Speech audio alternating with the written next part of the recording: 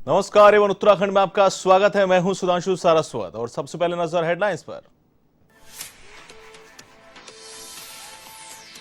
उत्तराखंड भाजपा मुख्यालय में हुई समन्वय समिति की बैठक। मुख्यमंत्री धामी और मंत्रिमंडल के सभी सदस्य रहे मौजूद। तो बीएल संतोष ने पदाधिकारियों से की मुलाकात। चुनाव को लेकर सौंपी गई जिम्मेदारियां।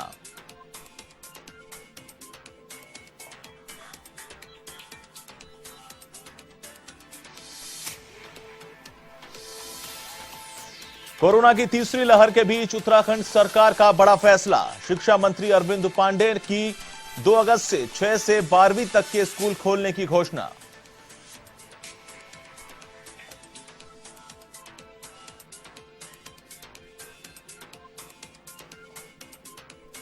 उत्तराखंड में विधानसभा चुनाव को लेकर नेताओं की भागम भाग जारी। कांग्रेस कार्यकारी अध्यक्ष तिलकराज बेहड़ का उधम सिंह नगर में जोरदार स्वागत। तो आपने किया अल्मोड़ा में युवा संवाद।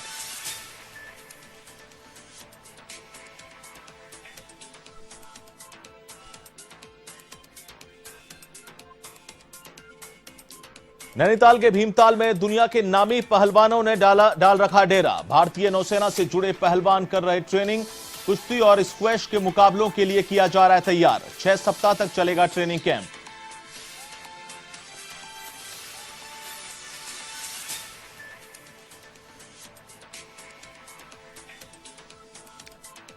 और हरिद्वार और ऋषिकेश में नदियां उफान पर। कई गांवों से संपर्क टूटा। जनपद में कई स्थानों पर एनडीआरएफ और एसडीआरएफ की टीमें तैनात। तो हरिद्वार में गंगा ने चेतावनी लेवल किया पार।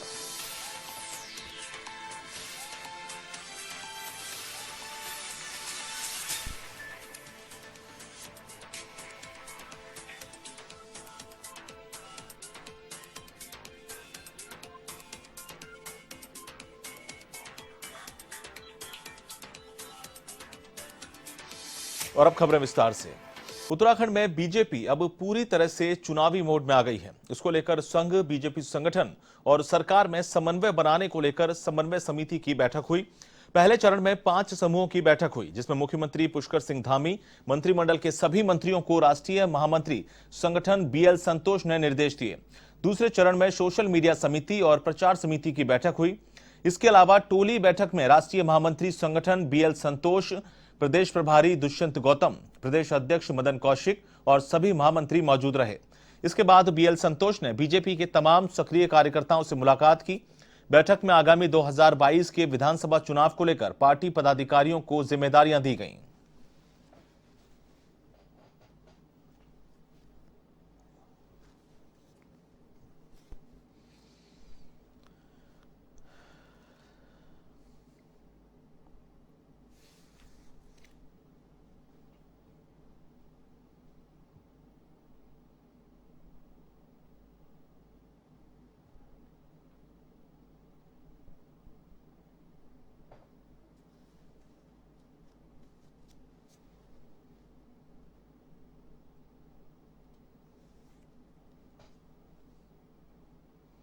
तो वहीं जौलीग्रांट में नगर भाजपा मंडल डोईवाला की कार्य समिति की बैठक का आयोजन किया गया।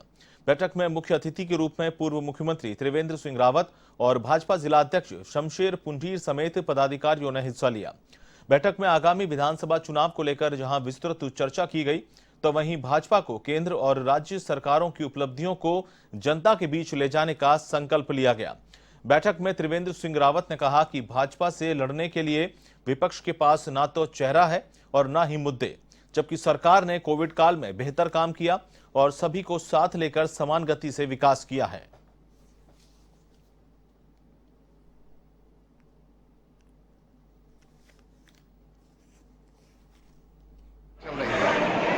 इसी के तहत आज ये डोईवाला जो नगर मंडल है उसकी बैठक संपन्न हुई है। क्योंकि आजकल कोरोना काल चल रहा है, उसके कारण तमाम बाधाएं उत्पन्न हुई थी। तो सेवा के माध्यम से संगठन कैसे काम कर सकता है और 2022 का चुनाव है उसकी जो तैयारियां हैं, जो प्रारंभिक तैयारियां हैं, उसमें कार्यकर्ताओं की किस तरह की भूमिका रहने वाली है, क्या काम करने वाले हैं, इसके बारे में कार्यकर्ताओं को अवगत कराएंगे। कोरोना को लेकर सरकार पूरी तरीके से गंभीर नजर आ रही है। आपको बता दें कि राज्य सरकार ने कोविड वैक्सीनेशन को लेकर पूरे प्रदेश में अभियान चलाया है। वैक्सीन की कमी नहीं हो, इसे लेकर स्वास्थ्य मंत्री धन सिंह रावत ने विभाग को अलर्ट मोड पर रखा है। उन्होंने कहा कि हम 30 दिसंबर 2021 तक पूरे उत्तराखंड में 100% वैक्सीनेशन कराएंगे। इसके साथ ही रुद्रप्रयाग और बागेश्वर जिले में लगभग 88% वैक्सीनेशन पूरा हो चुका है। उन्होंने कहा कि ये प्रदेश में पहले 2 जिले हैं जहां पर वैक्सीनेशन का काम लगभग पूरा हो चुका है। उन्होंने कहा अभी तक हमें 60 लाख डोज वैक्सीनेशन की मिली है। हमने केंद्रीय स्वास्थ्य मंत्री से आग्रह किया है कि हमें 20 लाख वैक्सीन की डोज अगस्त से देना शुरू करें। मंत्री रावत ने कहा कि हम उत्तराखंड में 30 दिसंबर तक 100% वैक्सीनेशन पूरा कर लेंगे।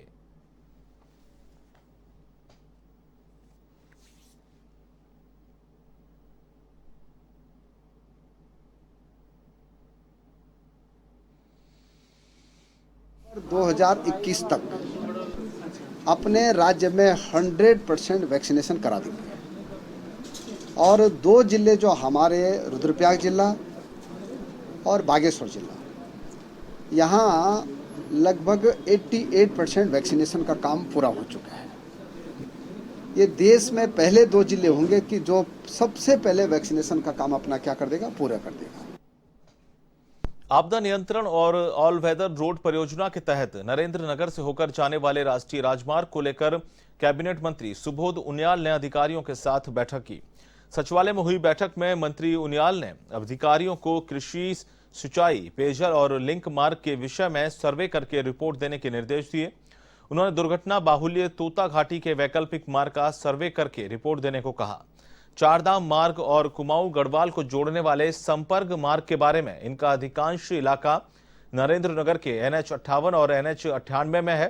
आपदा के कारण इस इलाके का अधिकांश मार्ग क्षतिग्रस्त रहता है और भूस्खलन होता ही रहता है। इसलिए इन कार्यों को प्राथमिकता से करने के अफसरों को निर्देश दिए गए।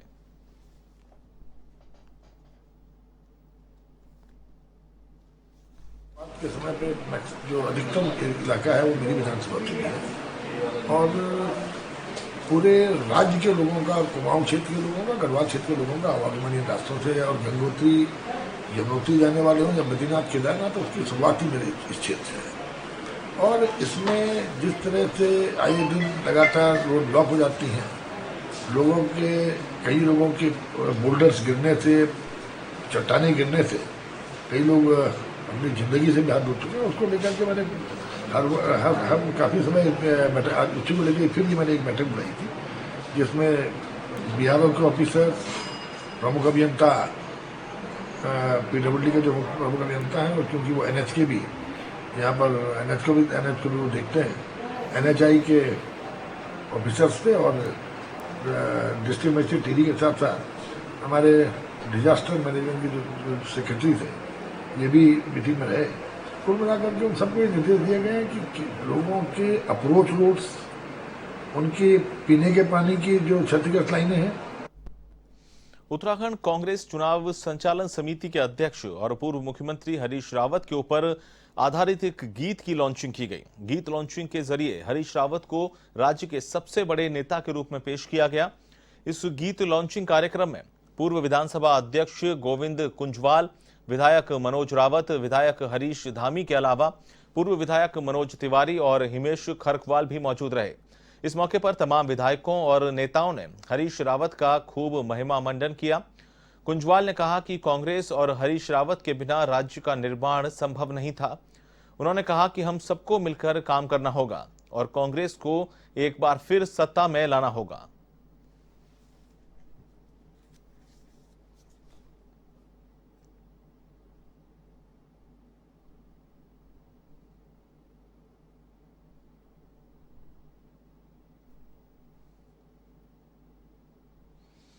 देहरादून के डीएम ने गुरुवार को राज्य खाद्य विभाग के गोदाम का औचक निरीक्षण किया।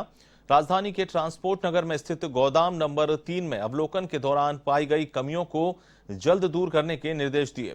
डीएम आर राजेश कुमार ने गोदाम का घूम घूम कर निरीक्षण किया और खाद्य आपूर्ति अधिकारियों को निर्देश दिए कि सबको सही समय से और बढ़िया अनाज दिया जाए। वहीं खाद्य जिला पूर्ति अधिकारी JS कंडारी ने कहा कि डीएम के आदेश पर बेघर लोगों को भी अनाज दे रहे हैं।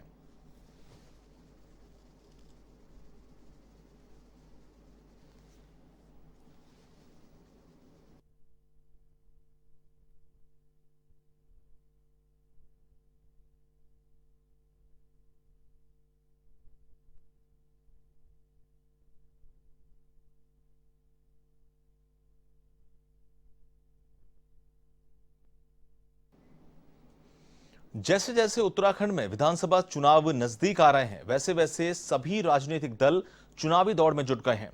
इसी के तहत प्रदेश के कार्यकारी अध्यक्ष तिलकराज बेहड़ भी उधम सिंह नगर के जसपुर दौरे पर रहे, जहां उनका कांग्रेस विधायक आदेश चौहान के कार्यालय पर कार्यकर्ताओं ने जोरदार स्वागत किया। इस मौके पर प्रदेश कार्यकारी अध्यक्ष तिलकराज बेहड़ ने बताया कि उन्हें चुनाव के मद्देनजर 26 विधानसभाओं की जिम्मेदारी सौंपी गई है। उस जिम्मेदारी को निभाने के लिए वे प्रयासरत हैं।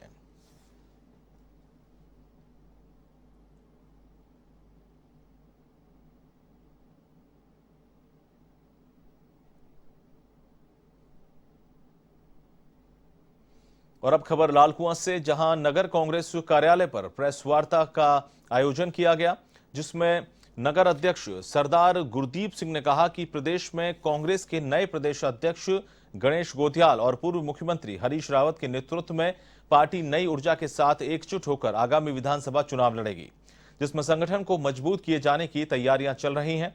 उन्होंने कहा कि हरीश रावत जमीन से जुड़े नेता हैं, जिससे पार्टी को फायदा मिलेगा। वहीं उन्होंने प्रदेश सरकार को विफल करार देते हुए कहा कि महंगाई से जनता पूरी तरह से त्रस्त हो चुकी है, जिसका जवाब देने के लिए जनता तैयार बैठी है।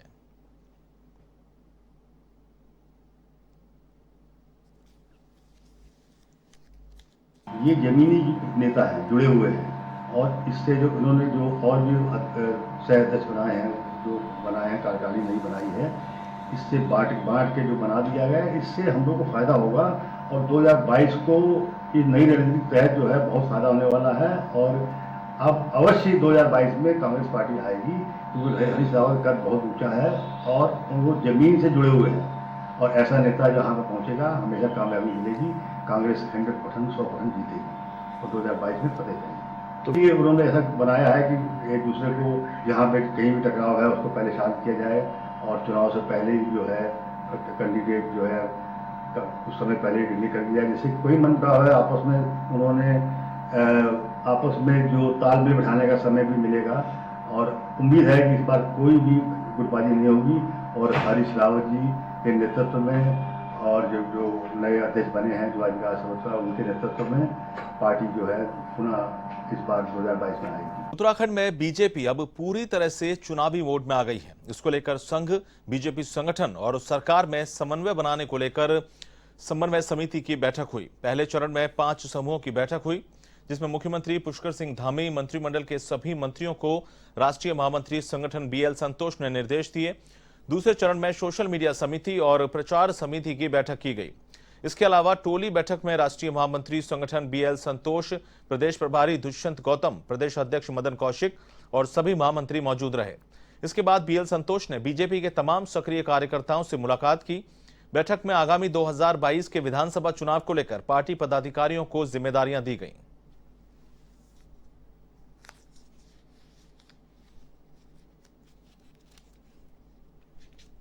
जो उत्तराखंड के विभिन्न विषय होते हैं और कैसे उन्होंने गति देनी है, कैसे उनको तेजी से काम चलना है, कैसे समाज के साथ, संगठन के साथ, सब लोगों का एक साथ समन्वय हो, उसके लिए ऐसी बैठकें नियमित रूप से चलती रहती हैं। वही बैठक चल रही है। कल सुबह से हमारे मध्य में है, विभिन्न बैठकों में कल पूरे दिन हम लोग व्यस्त रहे। शाम को भी बैठक हुई। आज सुबह से अभी तक लगभग 4 बैठक हम लोग कर चुके हैं। 5वीं बैठक अभी और होनी है। इसमें हमने सोशल मीडिया की जो हमारी स्टेट की पूरी टीम है उसके साथ हमारा बैठना हुआ, मीडिया के साथ बैठना हुआ। एक हमारे यहाँ ग्रुप की बैठक, सामान्य वो सारे मिनिस्टर्स होते हैं और उनके साथ संगठन के 2-2 लोग होते हैं। तो इस प्रकार से 5 हमारी बड़ी बैठकें हैं, उन 5 ग्रुप्स की बैठक। आम आदमी पार्टी के नेता रिटायर्ड कर्नल अजय कोठियाल गुरुवार को अल्मोड़ा दौरे पर पहुंचे। यहां कोठियाल का आप कार्यकर्ताओं ने जमकर स्वागत किया। इस दौरान अल्मोड़ा में आगामी विधानसभा चुनाव को लेकर युवा संवाद कार्यक्रम आयोजित किया गया, जिसमें कोठियाल युवाओं से रूबरू हुए। उन्होंने कहा कि आगामी चुनाव को लेकर आम आदमी पार्टी को काफी अच्छा रिस्पॉन्स मिल रहा है। प्रदेश में सत्ता परिवर्तन को लेकर युवाओं में काफी जोश देखा जा रहा है। आगामी चुनाव को लेकर यहां स्वास्थ्य, शिक्षा, रोजगार प्रमुख मुद्दे हैं। इसके अलावा प्रदेश के हर जिले की समस्याओं को समझने के लिए वह इन दिनों प्रदेश दौरे पर हैं। हर जिलों में युवाओं से संवाद करके स्थानीय समस्याओं को समझा जा रहा है।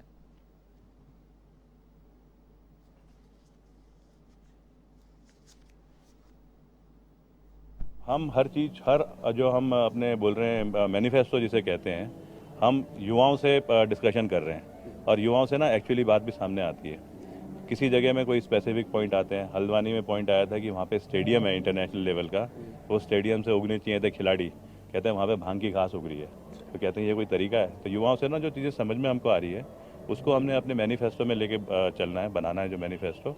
और ये पहली बार हो रहा है कोई पॉलिटिकल पार्टी आज की जो मतलब हमारे देश की जो असली में प्रोग्रेस है करने वाले यूथ, उनके पॉइंट को समझ करके और अपने एजेंडा बना रही है। दिल्ली से एजेंडा कोई डिस्कशन नहीं हो रहे हैं, जैसे बीजेपी कांग्रेस के हर पॉइंट को लेकर के दिल्ली जाते हैं और वहां से अप्रूवल लेकर के। भगवानपुर से कांग्रेस विधायक ममता राकेश ने गुरुवार को एक प्रेस वार्ता कर नगर पंचायत अध्यक्ष के द्वारा अपने आवास पर बुलाई बोर्ड की बैठक को लेकर गंभीर आरोप लगाए। वार्ता में उन्होंने कई गंभीर आरोप लगाए और अगली बैठक में खुद शामिल होकर सही बैठक कराने को कहा। आपको बता दें कि नगर पंचायत भगवानपुर की एक बैठक 23 जुलाई को नगर पंचायत अध्यक्षा द्वारा अपने घर पर बुलाई थी, जिसकी शिकायत स्थानीय विधायक ममता राकेश ने जिलाधिकारी हरिद्वार को की थी। इसके बाद बैठक को जिलाधिकारी ने निरस्त कर दिया था और आगे विधिवत बैठक को करने के आदेश दिए। इसी बात को लेकर आज विधायक ममता राकेश ने प्रेस वार्ता की और कहा कि नगर पंचायत अध्यक्षा सहती राकेश और उनके प्रतिनिधि सुबोध राकेश ने नियमों को ताक पर रखकर बैठक की, जो कि सरासर गलत है।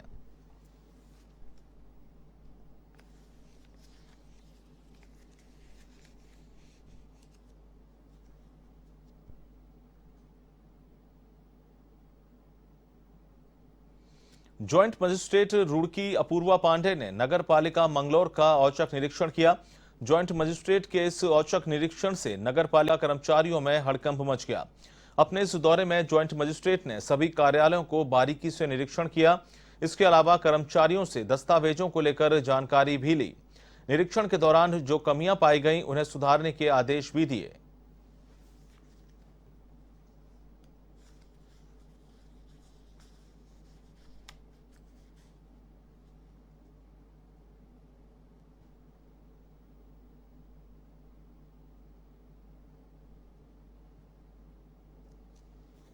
हिस्सा है सब डिवीजन रुड़की का, और इसी के क्रम में आज मैं मंगलौर क्षेत्र में इसलिए भ्रमण पे थी। तो चूँकि नगर पालिका मंगलौर क्षेत्र का एक बहुत अहम हिस्सा है और अधिकांश यहाँ की जो समस्याएं हैं, फिर जो भी इश्यूज़ हैं, उनका निस्तारण मोस्टली नगर पालिका के स्तर से ही होना है। इसलिए आज नगर पालिका ऑफिस में आई और यहाँ पे व्यवस्था का थोड़ा जायजा लिया। रेगुलर एक निरीक्षण टाइप का कुछ करा गया है और जो भी नेसेसरी निर्देश हैं समस्त पटल से संबंधित वो संबंधित अधिकारियों को दे दिए गए हैं और आगे भी इस पर अनुपालन आख्या अपेक्षित है। नैनीताल के भीमताल में इन दिनों दुनिया के नामी पहलवानों ने डेरा डाल रखा है। भारतीय नौसेना से जुड़े इन प्रसिद्ध पहलवानों को ग्राफिक एरा हिल यूनिवर्सिटी के परिसर में हाई एल्टीट्यूड कुश्ती का प्रशिक्षण दिया जा रहा है। इनमें ओलंपियन पहलवान कुलदीप सिंह, संदीप तोमर और एशियन गेम्स के गोल्ड मेडलिस्ट रवि दीक्षित भी शामिल हैं। भारतीय नौसेना ने पहलवानों को हाई एल्टीट्यूड में कुश्ती के लिए खास तौर से तैयार करने को इस शिविर का आयोजन किया है। सुबह जल्द ही इनकी ट्रेनिंग शुरू हो जाती है। शिविर में ऑक्सीजन के ज्यादा दबाव वाले क्षेत्रों और अलग अलग मौसम में कुश्ती और स्क्वैश के मुकाबलों के लिए नौसेना के खिलाड़ियों को तैयार किया जा रहा है। रियो ओलंपिक 2016 और एशियन गेम्स में खेल चुके पहलवान कुलदीप सिंह इस शिविर के मुख्य प्रशिक्षक हैं। स्क्वैश कोच सतीश कुमार और कुश्ती कोच सोकेंदर तोमर भी खिलाड़ियों को ट्रेनिंग दे रहे हैं। यह ट्रेनिंग 6 सप्ताह तक चलेगी।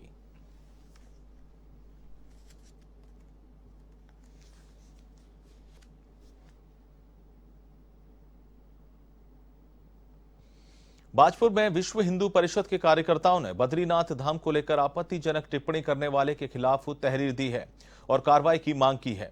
वहीं पुलिस ने मामले की जांच कर कार्रवाई का भरोसा दिया है।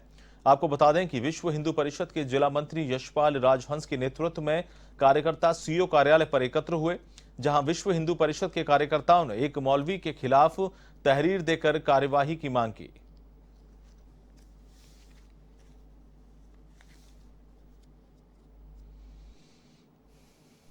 उत्तराखंड के भीतर ही नहीं, संपूर्ण देश भर में 4 धाम की यात्रा बड़ी प्रचलित है। देश विदेश से यहाँ श्रद्धालु आते हैं। और धार्मिक आस्थाओं को ठेस पहुंचाने वाला किसी मौलवी का एक वीडियो जारी हुआ, उसमें ऐसी बयानबाजी चल रही है कि ये बद्रीनाथ नहीं बल्कि बदरुद्दीन शाह का स्थान है और ये मुसलमानों की जगह है, इसको मुसलमानों को दे दिया जाए। मोदी जी जो देश के प्रधानमंत्री हैं और उत्तराखंड के मुख्यमंत्री, ये स्थान अगर मुसलमानों को नहीं देंगे तो मुस्लिम कूच करेंगे और उस स्थान पर कब्जा कर लेंगे। फिलहाल A1 उत्तराखंड में इतना ही। मुझे दीजिए इजाजत। नमस्कार।